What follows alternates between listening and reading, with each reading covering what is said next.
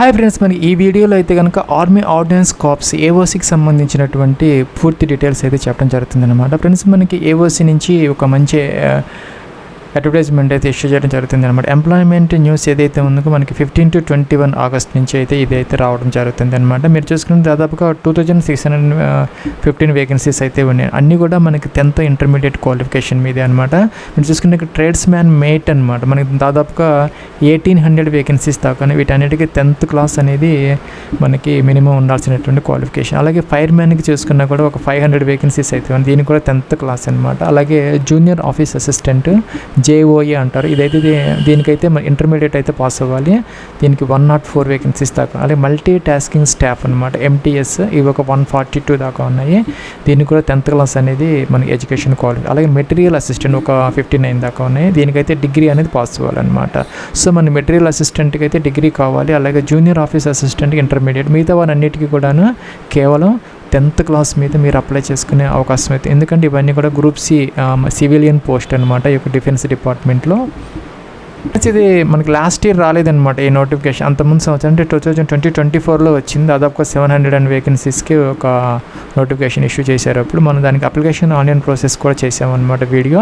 Plus మనం చూసుకుంటే ఈ వేకెన్సీస్కి సంబంధించి మీరు ఎటువంటి ఫీజు అనేది చెల్లించాల్సిన అవసరం లేదనమాట. 0 ఫీజు.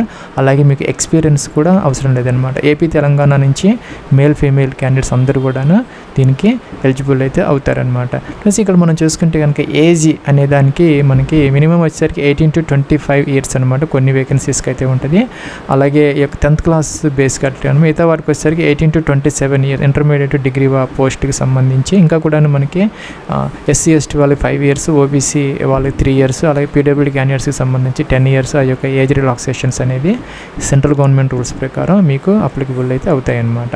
ఫ్రెండ్స్, ఇంకా మీరు చూసుకున్నట్లయితే కనుక మన శాలరీ పర్టికులర్స్కి సంబంధించి మెటీరియల్ అసిస్టెంట్ అంటే డిగ్రీ క్వాలిఫికేషన్ కాబట్టి దీనికి 92,000 రూపీస్ శాలరీ అయితే ఉంటుంది అనమాట. లెవెల్ 5 దానికి అప్లికబుల్ అయితే అవుతుంది అనమాట.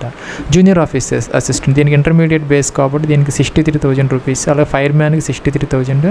Multi tasking staff tradesman దీనికి కూడా 56,000 రూపీస్, 900 రూపీస్ మీకు పర్మనెంట్ పే స్కేల్స్ అయితే అప్లికబుల్ అయితే అవుతాయి అన్నమాట. ఫ్రెండ్స్, మీరు మల్టిపుల్ పోస్టులకి అప్లై అయితే చేసుకోవచ్చు మీకు కనుక ఎలిజిబిలిటీ ఉంటాయి. ఇప్పుడు మనం ట్రేడ్స్ మ్యాన్ మేట్, అలాగే ఎంటీఎస్, ఫైర్ మ్యాన్ వీటన్నిటి కూడా 10th క్లాస్ కాబట్టి మీకు అదర్ ఆ యొక్క ఫిజికల్ క్వాలిఫికేషన్స్ అవి ఉంటే కనుక మీరు ఫైర్ మ్యాన్ కూడా అప్లై అయితే అంటే మల్టిపుల్ పోస్టులకు మీరు అప్లై అయితే చేసుకోవచ్చు అనమాట. అలాగే ఇంటర్ డిగ్రీ చేసిన వాళ్ళు ఎవరన్నా ఉంటే కనుక ఈ material assistant, junior office assistant ఈ 2 పోస్టులు కూడా మీరు అప్లై అయితే చేసుకోవచ్చు అనమాట. ఫ్రెండ్స్, ఇంకేంటంటే మనకి యొక్క సెలక్షన్ ప్రొసీజర్ ఎలా ఉంటుంది అనే దానికి మొదటైతే రిటర్న్ టెస్ట్ అయితే కండక్ట్ చేస్తారనమాట. అలాగే ఫిజికల్ ఎఫిషియన్సీ టెస్ట్ అయితే ఉంటుంది. ఎవరికంటే ఇక ఫైర్ మ్యాన్కి అనమాట. మిగతా వాటికి ఉండదు. మిగతా క్లరికల్ జాబ్స్ కాబట్టి వాటికి ఉండదు అనమాట.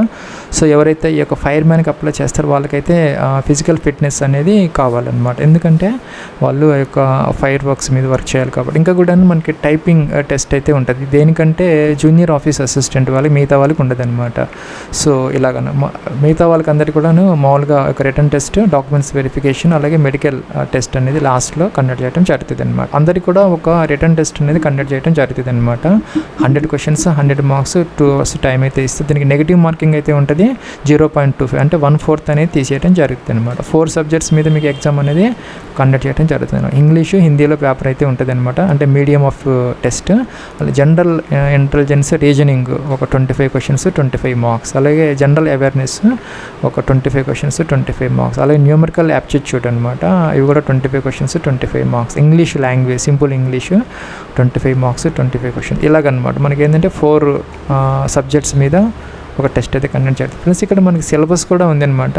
మీరు ఇక్కడ చూసుకోవచ్చు. దీని ప్రకారం మీరు అయితే ప్రిపేర్ అయితే అవడానికి అవకాశం అయితే మీకు ఉంటుంది అనమాట.